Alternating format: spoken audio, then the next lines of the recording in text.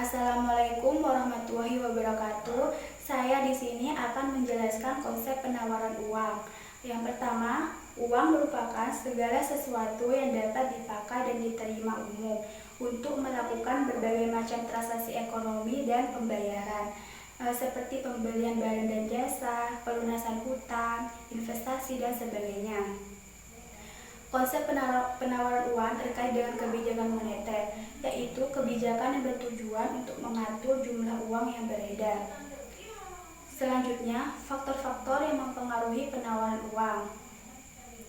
Yang pertama, tingkat bunga. Bunga imbal jasa atas pinjaman uang. Nah, imbal jasa ini merupakan suatu kompensasi kepada pemberi pinjaman atas manfaat dari uang apabila diinvestasikan. Tingkat bunga ini merupakan suatu faktor yang mempengaruhi jumlah uang yang beredar dalam perekonomian. Yang kedua, tingkat inflasi. Tingkat inflasi ini dibagi menjadi dua. Yang pertama itu tarikan permintaan. Yang kedua, tekanan produksi atau distribusi. Yang pertama, tarikan permintaan. Tarikan permintaan ini dipengaruhi oleh peran negara kebijakan moneter yang dilakukan oleh Bank Sentral. Nah, yang kedua ini tekanan produksi atau distribusi yang dipengaruhi oleh dalam kebijakan eksekutor yang dipegang pemerintah seperti fiskal, perpajakan, infrastruktur, regulasi. Yang ketiga, pendapatan nasional. Konsumsi ini merupakan suatu faktor yang mempengaruhi pendapatan nasional jika terjadi perubahan permintaan atau penawaran uang. Maka perubahan tersebut itu akan menimbulkan tingkat jumlah uang, tingkat pengangguran, dan tingkat kegiatan ekonomi. Yang terakhir, nilai tukar rupiah. Jika nilai tukar rupiah ini menurun, maka pemerintah akan menurunkan jumlah uang rupiah itu akan menurun, sehingga sesuai dengan hukum keseimbangan penawaran atau permintaan. Selanjutnya, penawaran uang tanpa bank. Teori ini adalah gambaran ketika perekonomian masih menggunakan emas sebagai alat pembayaran dan belum ada sistem perbankan yang mempengaruhi penggunaan alat tukar tersebut. Jadi zaman dahulu itu sebelum adanya uang, mereka itu menggunakan emas untuk bahan atau untuk alat pembayaran. Jadi jumlah uang atau emas dapat turun apabila emas dikirim dari luar negeri untuk menutup defisit neraca pembayaran atau impor. Uang beredar ditentukan oleh poros pasar, sedangkan pemerintah, bank sentral atau perbankan tidak mempunyai pengaruh terhadap besarnya uang beredar. Contoh sederhana yaitu suatu perekonomian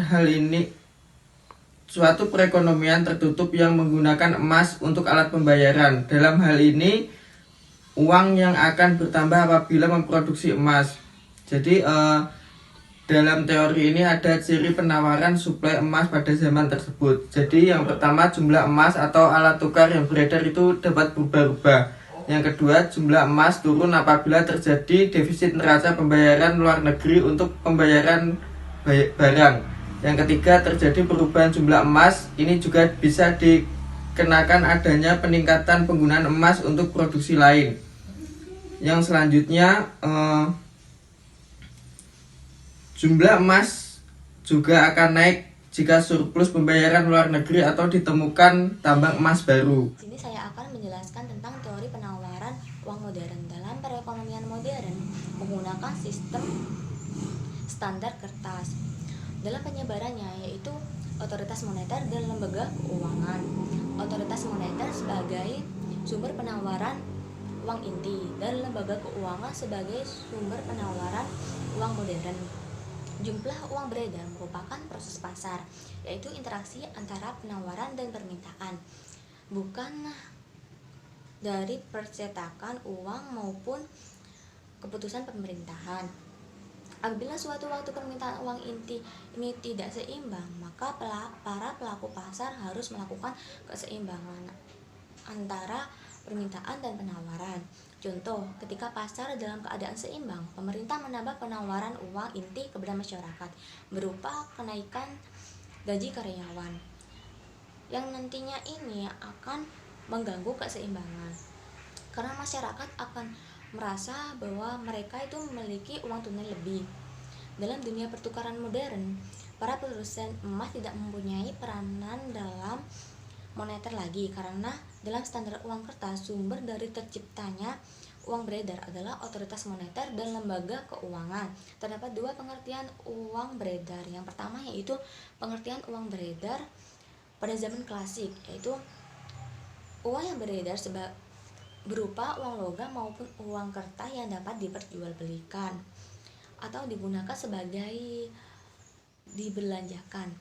Yang kedua adalah pengertian jumlah uang beredar ketika peranan bank. Terdapat 3 pengertian, yaitu dalam artian sempit, yaitu jumlah uang yang beredar merupakan seluruh uang kartal dan uang giral yang dimiliki perorangan pada bank-bank umum. Selanjutnya yaitu dalam artian luas, jumlah uang yang beredar yang bukan merupakan uang kartal dan uang giral tapi termasuk dalam deposito berjangka dan tabungan.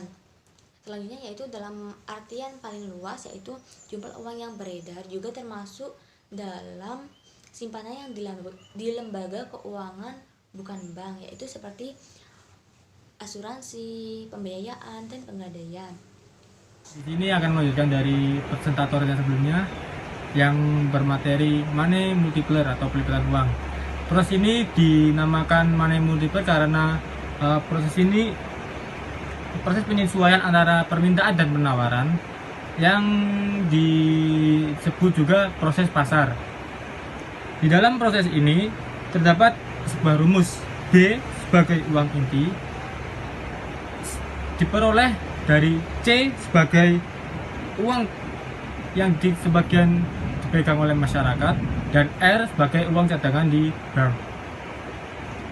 Uang cadangan di bank ini juga mempunyai beberapa sub itu. Yang pertama DD, yaitu saldo rekening koran yang diciptakan oleh bank dan dimiliki oleh sebagian masyarakat. Dan M1, jumlah uang yang beredar di masyarakat.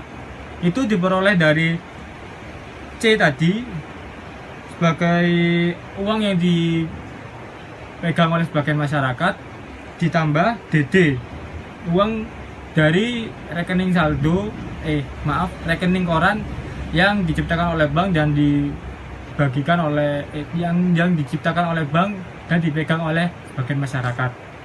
Secara koefisien pelipatan uang tergantung pada nilai C dan R tadi. Semakin kecil nilai kedua rasio tersebut, semakin besar nilai koefisien pelipatan uang. Dengan kata lain, nilai C yang rendah berarti masyarakat lebih suka menyimpan uangnya di bank. Nilai C yang rendah berarti masyarakat lebih suka menyimpan uang tunainya di bank daripada di bank sendiri. Ini berarti bank mempunyai lebih banyak uang inti untuk dilipatkan. Selanjutnya, nilai R yang rendah berarti lebih banyak uang giral yang bisa diciptakan oleh setiap rupiah uang inti yang dipegang oleh bank. C dan R ini mencerminkan perilaku masyarakat. Sekian, terima kasih. Wassalamualaikum warahmatullahi wabarakatuh.